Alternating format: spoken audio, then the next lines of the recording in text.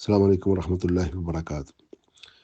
یہ جو ناسبی ہمیں کہتے ہیں نا کہ کسی صحابی سے کوئی خطا ہو جائے اس کو بیان نہ کرو، جب یہ کہتے ہیں نا بیان نہ کرو تو یہ ان کے اعتراف جرم کی دلیل ہے کہ یہ اپنے بڑوں کے اپنے پسندیدہ لوگوں کو جب وہ کوئی جرائم کی آپ کو غلطی کرتے ہیں یہ کہتے ہیں بیان نہ کرو، تو یہ ان کا اعتراف جرم ہے بیچاروں کا۔ یہ مانتے ہیں کیونکہ حضرت رسول اللہ کے اہل بیت کے مخالفت میں جو نکلے ہیں نا، جو لوگ صحابیت کا درجہ رکھتے ہوئے بھی، صحابی کوئی معصوم الخطا نہیں ہوتا، صحابی کو بخشا بخشایا کوئی شریعت سے بالا تر کوئی درجہ نہیں ہے۔ صحابی کے اوپر بھی شریعت اسی طرح لاگو ہے جس طرح ایک عام انسان پر لاگو ہے، بلکہ صحابی کے اوپر تو زیادہ ذمہ داری ہے۔ تو ہمارے نبی علیہ الصلوۃ والسلام کے صحابہ ہوں تو ان سے اگر کوئی خطا ہو تو سب سے پہلے ہم دیکھیں گے یہ قرآن نے بیان کیا، نبی نے بیان کیا، تبا تابعین صحابہ اہل بیت سب نے بیان کیا، ادلہ اربعہ نے بیان کیا، محققین محدثین مورخین شروحات لکھنے والے مورخین نے سب نے یہ چیزیں صحیح سند سے شروحات میں صحیح کے حکم لگا کر یہ سارے واقعات بیان کیے، اور اس کے بیان کرنے میں ایمانداری ہونی چاہیے، بیان کرنے میں کوئی گستاخی نہیں ہونی چاہیے، جھوٹ نہیں ہونا چاہیے، اور اس میں کوئی حرج نہیں، نصیحت پکڑنے کے لیے، حق جاننے کے لیے، سچ جاننے کے لیے اس کو بیان کرنے میں کوئی حرج نہیں، بلکہ یہ ثواب کا کام ہے۔ حق کو حق سمجھ کر بیان کیا جائے۔ یہ لوگ کہتے ہیں کہ جی ہماری پسندیدہ شخصیات کی غلطیوں کو بیان نہ کرو، تو آئے ہم قرآن سے دیکھتے ہیں۔ سب سے پہلے اللہ تعالیٰ نے دو نبیوں کے صحابی حضرت یوسف علیہ السلام کے بھائی، کتنے متبرک نبی، کتنی متبرک ان کی تعلیم، انہوں نے اپنے بچوں کو تعلیم دے کر پالا۔ نبی کی تعلیم و تربیت میں تو کوئی کمی ہو ہی نہیں سکتی، اس کے باوجود انہوں نے اپنے سگے جو ہے نا سوتیلے بھائی کو انہوں نے جو ہے نا کنویں میں پھینک دیا، اور اپنے نبی باپ سے جھوٹ بولتے رہے۔ آپ دیکھیں کہ کتنا بڑا غلط کام انہوں نے کیا۔ اللہ تعالیٰ نے ان کو معاف بھی کر دیا، وہ اللہ کی جنتوں میں بھی چلے گئے۔ یوسف علیہ السلام کے بھائی دو نبیوں کے صحابی ہیں، کیا اللہ تعالیٰ نے قرآن میں ذکر نہیں کیا؟ کیا ہم لوگ پڑھتے نہیں قرآن میں؟ کیا قرآن سے یہ آیتیں تم نکال دو کہ یوسف علیہ السلام نے کہ بھائیوں نے اتنا غلط کام کیا، بیان کیوں نہیں کرنا چاہیے؟ یعنی کہ معاویہ کی غلط کاریوں کو بیان نہ کرو، یوسف علیہ السلام کے بھائیوں نے جو غلط کام کر دیا وہ قرآن میں بیان ہوتا رہے گا، مگر معاویہ کو کوئی استثناء حاصل ہے، اس کی غلطی کو بیان نہیں کیا جائے گا۔ یہ جو ناسبی ٹولہ ہے نا وابیوں میں اور دیوبندیوں میں، اور اب بریلویوں میں بھی آ چکا ہے، ان کا یہ جو ہے نا غلیظ عقیدہ ہے۔ ایسی کوئی بات نہیں، قرآن میں اللہ تعالیٰ نے غلط کو غلط کہا ہے، بڑوں سے غلطی ہو جائے اللہ تعالیٰ نے قرآن میں کھول کھول کر بیان کیا ہے۔ اب آ جائیں ہمارے نبی علیہ الصلوۃ والسلام کے جو صحابہ، سورہ جمعہ اٹھائیں، نبی علیہ الصلوۃ والسلام خطبہ دے رہے ہیں اور تجارتی قافلہ آیا، اور صحابہ کرام نبی علیہ الصلوۃ والسلام کو کھڑا چھوڑ کر باہر بھاگ گئے۔ اللہ تعالیٰ نے قرآن میں وہ آیت نازل کر دی کہ ترکو کا قائمہ، تم نبی کو کھڑا چھوڑ کے چلے گئے۔ پھر بار بار نبی علیہ الصلوۃ والسلام یہ آیت پڑھتے تھے۔ سورہ جمعہ اٹھائیں اور مختصر سورہ ہے، اس کا ترجمہ تفسیر پڑھ لیں کہ صحابہ کرام کسے کھڑا چھوڑ کر چلے گئے تھے اور کیوں چھوڑ کے چلے گئے تھے، اور اللہ کے نبی پھر ہر جمعے یہ تلاوت کرتے تھے۔ خطا ہوئی، اللہ نے بیان کیا نا قرآن میں۔ اسی طرح جب صحابہ کرام نے جنگ میں بھاگ گئے تو اللہ تعالیٰ نے کیا ان کو چھپا دیا؟ اللہ تعالیٰ نے قرآن میں بیان کیا۔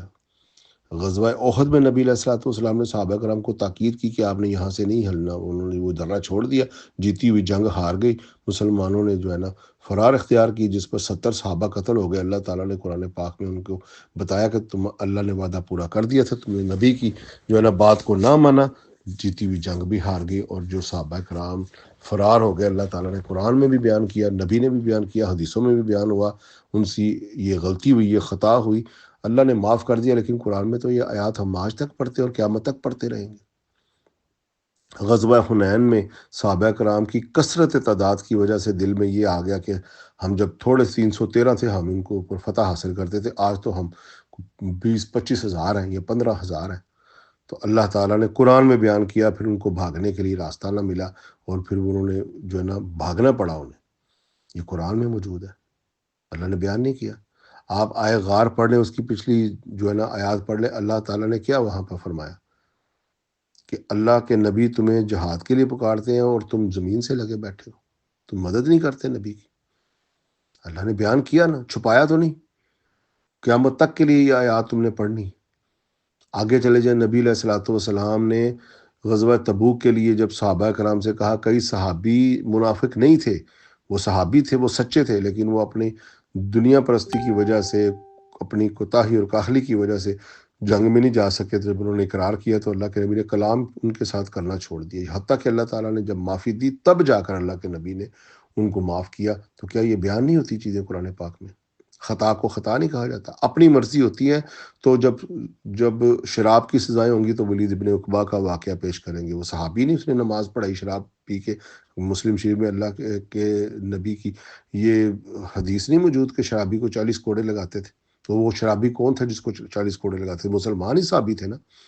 غیر مسلم تو جتنی مرضی پیو، اس کو تو نہیں کوئی کوڑے لگا سکتا۔ مسلمانوں کے اوپر اسلامی قوانین نافذ ہوں گے۔ حضرت علی نے کوڑے لگائے ولید ابن عقبہ کو۔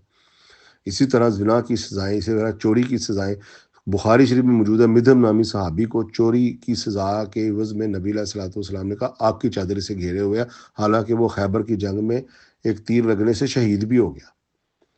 اب یہ بخاری کی حدیث ہے، اس کو سارے بیان کرتے ہیں ممبروں پر، ٹی وی پر بیان کر دیا وہابی مولوی نے۔ مدھم نامی صحابی کا تو کوئی دفاع نہیں کر رہا۔ معاویہ کی غلط بات کو جب بیان کر دیا جائے تو او جی بہت بڑا جی یزید کے ابے کا دفاع کرنا ہے۔ مدھم کا دفاع کرو نا، وہ تو غزوہ خیبر میں شہید بھی ہو گئے تھے۔ تو پھر بار بار کہنے کی کیا ضرورت ہے ان وہابیوں کو؟ اسی طرح جس نے شراب پی، اسی طرح جس نے چوری کی، اس کا ہاتھ کٹنے کی سزائیں، زنا کی سزائیں قرآن میں بھی بیان ہوئی ہیں، حدیث میں بھی بیان ہوئی ہیں۔ اس کو بیان کرنے میں اس وقت انہیں کوئی غلطی نظر نہیں آتی، لیکن جب معاویہ کی بغاوت بیان ہو، معاویہ کی فسق و فجور کو بیان کیا جائے، تب ان کو آ جاتا ہے جی صحابی ہیں بیان نہ کرو، بے وقوف و جاہل ہو۔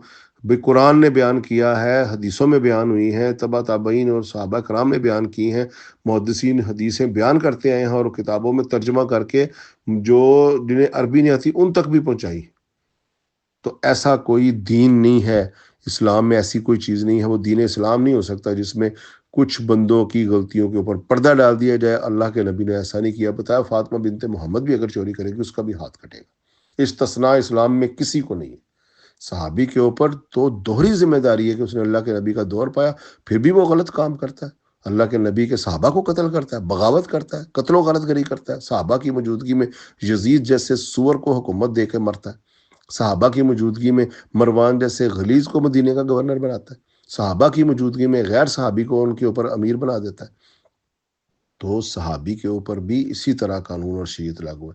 آج میں پوچھتا ہوں ان ناسبیوں سے، اگر تم اس وقت زندہ ہوتے، حضرت علی کی بیعت کر کے چوتھا خلیفہ مانتے کہ یا معاویہ کے لشکر میں جاتے؟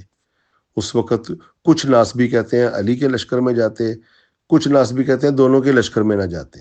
بھئی جس کے تم لشکر میں نہیں جانا چاہتے اس معاویہ کا دفاع پھر کیوں کرتے ہو؟ بھئی پوری امت نے حضرت علی کو چوتھا خلیفہ مانا ہے، تو تمہارے بڑے معاویہ نے تو چوتھا خلیفہ نہیں مانا، اس نے تو جنگ کی ہے۔ تو اس جنگ کرنے پر اس کو غلط بھی نہ کہا جائے۔ اگر دین اسلام میں شریعت نافذ کرنے کا کوئی ارادہ رکھتا ہے، اگر شریعت اتنی ضروری ہے نا، تو شریعت کا نظام نافذ کرنے کے لیے معاویہ کی مخالفت کرنا ضروری ہے، کیونکہ اس چلتے ہوئے نظام کو، اس خلافت کو برباد کرنے والا یزید کا باپ معاویہ تھا، جس نے چلتے ہوئے نظام خلافت کو برباد کر کے ملوکیت میں بدل دیا اور پھر کیسریت میں بدل کے مر گیا، اور جس کی وجہ سے آج تک امت کو خلافت علی منہج نبوہ نصیب نہیں ہوئی، الا کہ امام مہدی آئیں گے، وہ خلافت علی منہج نبوہ نافذ کریں گے۔ تو جب تک اس کائنات میں، اس دنیا میں اسلام نافذ نہیں ہوتا، شریعت نافذ نہیں ہوتی، خلافت علی منہج نبوہ قائم نہیں ہوتی، اس وقت تک اس سب کا عذاب اور گناہ اس بندے کو ملے گا جس نے اس چلتے ہوئے نظام کو برباد کر کے ملوکیت اور کیسریت میں بدلا۔ وہ ہے یزید کا باپ معاویہ۔ یزید روتے رہتے ہیں، معاویہ کو پکڑو جس نے خود چنے ہوئے خلیفہ کے خلاف جا کر قتل و غارت گری میں چاہی بغاوت کی، اور صحابہ کرام سے قتال کر کے چنے ہوئے خلیفہ سے خلافت چھین کر ملوکیت میں تبدیل کر دی۔ اس لیے تو پوری امت کا اجماع ہے کہ خلافت جو ہے 30 سال تک، اس کے بعد ظالم بادشاہ ہے۔ اور وہ ظالم بادشاہ کون ہے؟ وہ کاٹ کھانے والی ملوکیت کی ابتدا کرنے والا کون ہے؟ وہ ملک عدودہ کون ہے؟ وہ ملک افوا کون ہے؟ وہ ظالم، وہ فاسق فاجر، وہ معاویہ ہے، جس نے چلتے ہوئے نظام کو برباد کیا۔ اور یہ معاویہ کے نعرے لگا رہے ہیں، معاویہ کے عرس منا رہے ہیں، معاویہ جی ہادی اور مہدی اور کاتب وہی صحابی رسول۔ بھائی صحابی رسول ولید بن عقبہ شراب پی کے نماز پڑھائی، کرو دفاع اس کا۔ حضرت عثمان کا پھر تنقید کرو کہ کیوں حضرت عثمان نے اس کو معزول کر کے کوڑے لگوائے۔ صحابی رسول تو مدھم بھی ہے، پھر کیوں اللہ کے نبی کہتے ہیں آگ کی چادر اسے گھیرے ہوئے تھے، اللہ کے نبی کے مخالفت کرو گے؟ صحابی رسول تو حکم ابن عاص بھی ہے، جس کو اللہ کے نبی نے لعنت کر کے مدینے سے نکال دیا۔ وہ بھی صحابی رسول ہی ہے. اور صحابی ہونے کا یہ مطلب ہرگز نہیں ہے کہ شریعت اس کے اوپر لاگو نہیں ہوتی. صحابی ہی ہے نا یہ تین میں نے بتایا. اٹھاؤ مسلم شریف، اٹھاؤ بخاری شریف. صحابی رسول جو ہے مدھم، اس کے اوپر اللہ کے نبی نے کہا آگ کی چادری سے گھیرے ہوئے ہیں. کیا چوری کرنے سے کوئی صحابی سے خارج ہو جاتا ہے؟ یہ شراب پینے سے صحابی سے خارج ہو جاتا ہے جو کہ اس کے اوپر جو حد لگائے حضرت عثمان نے؟ قرآن نے فاسق کہا ہے ولید ابن عقبہ کو. جب اللہ کے نبی نے صحابی رسول سے کہا نا جاؤ زکوٰۃ لے کر آؤ، اور راستے میں سے مڑ کے آ کے نبی سے جھوٹ بولا. وہ بڑا چیف آف آرمی اسٹاف بھی ہمارا یہ آیت پڑھتا ہے، ان جا فاسقو فتبینوا بنبئ فتبینوا والی آیت پڑھتا ہے نا. تو وہ صحابی رسول تھا جس نے جا کر جھوٹی خبر اللہ کے نبی کو دی، اور اللہ کے نبی نے لشکر اکٹھا کرنا شروع کیا. تو اللہ نے آیت اتاری کہ کوئی فاسق خبر لے کر آئے تو اے ایمان والو تحقیق کیا کرو، کہیں تمہارے اوپر لا علمی میں کسی قوم پر ظلم نہ کر بیٹھو.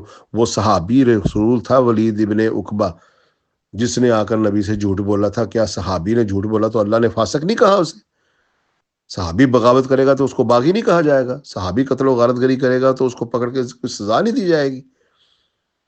معاویہ سے ہو رہی ہے. یہی وجہ ہے کہ جس طرح ٹرمپ ہو رہی ہے نا، اسی طرح ٹرمپ کے سارے مسلمان آگے جھکے ہوئے ہیں. کوئی اس کو تحفے دے رہا ہے، کوئی اس کو نوبیل پرائز کے لیے نامزد کر رہا ہے، کوئی اس کو وزٹ کے اس کے ساتھ کھانا کھانے پہ فخر کر رہا ہے. ایک عیسائی، ایک ٹرمپ، ایک مسلمانوں کے دشمن کی یہ حیثیت ہے.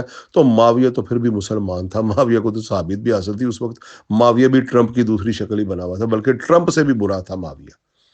ٹرمپ نے تو پھر جو ہے نا جو ڈھکے چھکے الفاظ میں کچھ کیا تھا، معاویہ تو زارا زرین اہل بیت کے ساتھ قتال کرتا رہا اور ممبروں کے اوپر لعنت کرواتا رہا، اور مرتے مرتے یزید جیسے سور کو نافذ کر کے مرا معاویہ. اور ٹرمپ سے برا معاویہ. ٹرمپ کا تو ظاہر باطن ہمیں نظر آ رہا ہے کہ وہ ایک کافر مرتد تھا. معاویہ تو منافقت کی زندگی گزار کے دنیا سے گیا. ابن عباس نے کہا قد ترکوها سنہ ببغض علی، 3009 نمبر حدیث میں نسائی شریف میں امام نسائی لے کر آئے. معاویہ تو بغض علی میں مرا، اور بغض علی تو منافق میں ہوتا ہے. کہاں بات لے جاؤ گے؟ صحابہ کرام کا قاتل ہے، ٹرمپ کا کسی صحابی کا قاتل تو نہیں ہے نا. حجر ابن عدی کو قتل کروایا امن کے دور میں، عمر بن حمہ کی گردن کاٹ کے پھرائی معاویہ نے.